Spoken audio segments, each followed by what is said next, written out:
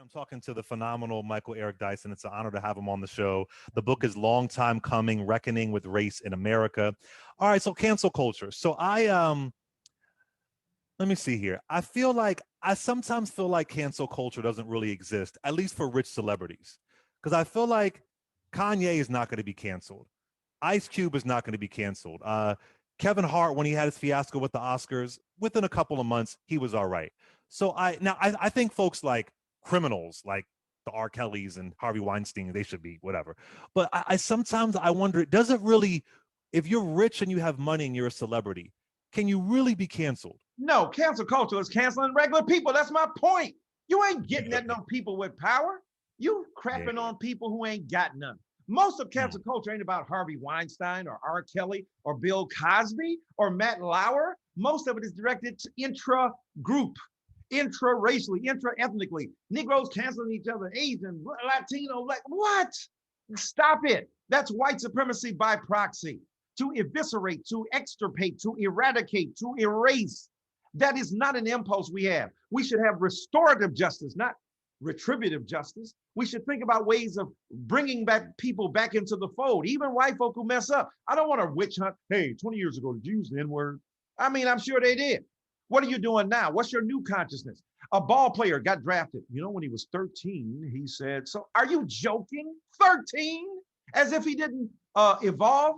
And most of us, if the cameras were on us at 13, God forbid some of the stupid stuff we said. So trying to use this as a basis of cancel is horrible to me. And to adjudicate claims about what's rational, what's real, what's just, what's right, what's moral on the internet is a path too far, is something that is deeply and profoundly destructive to me, because who's being destroyed? Ordinary, average people. And sometimes even powerful people, if you're not subject to, well, wait a minute, you're saying that, but is there a counter evidence? Is there something else to be said? You can dog the courts all you want, but at the end of the day, if they say you have a right to defend yourself, that's better than cancel culture where they bring the mob, brother. It's a digital mob. No, I don't like him. Let me tell you what he did 20 years ago. Yeah, I hate him too, and blah, blah. And they just pile on. No countervailing evidence, no court of opinion where people are able to defend themselves and say, no, it's a lot more complex than you're making it out. It's just the noose.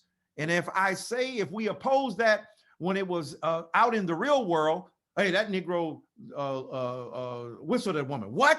That Negro raped a woman. What? And by the time he gets to the fifth person, they destroyed the whole town, and then they take them out and lynch them. That ain't right then. It ain't right now. Just because it's done digitally and it looks all sexy and it looks all filled with memes, it doesn't make it any more tolerable and bearable. And I'm deeply and profoundly opposed to it, my friend. What do we do about some of these celebrities though? Like I can never support Kanye again. I think about Sammy Davis Jr. Don't buy his music. All that. Well, yes, as I'm saying, like, do we if they apologize a couple years later, is that a reckoning, or do we say no, you went too far, that you're not welcome to the cookout again, as they said?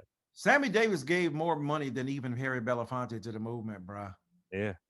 And remember, they booed him, and Jesse Jackson spoke out for him, and yeah. Right. I mean, this is what I mean. It's complicated.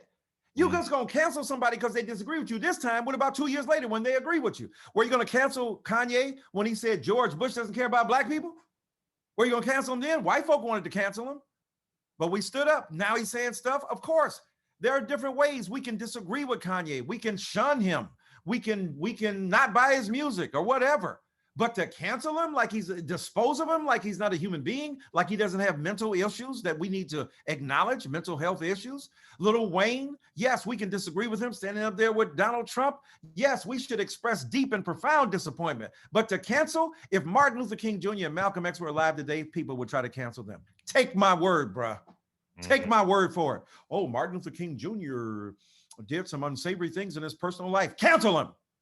Malcolm X had a relationship with a woman, and then there was some kind of triangle between him and Elijah Muhammad. Cancel him. I mean, they got canceled, both of them. And look what happened. They were murdered. That's cancel culture at its height. right? Because the end, the impetus, the imperative, the motivation is to eviscerate a career, to destroy a human life, and not allow them to apologize, to create a different narrative, to come forward and say yes and let me be accountable. All of that is wiped out. Cancel culture to me is deeply problematic.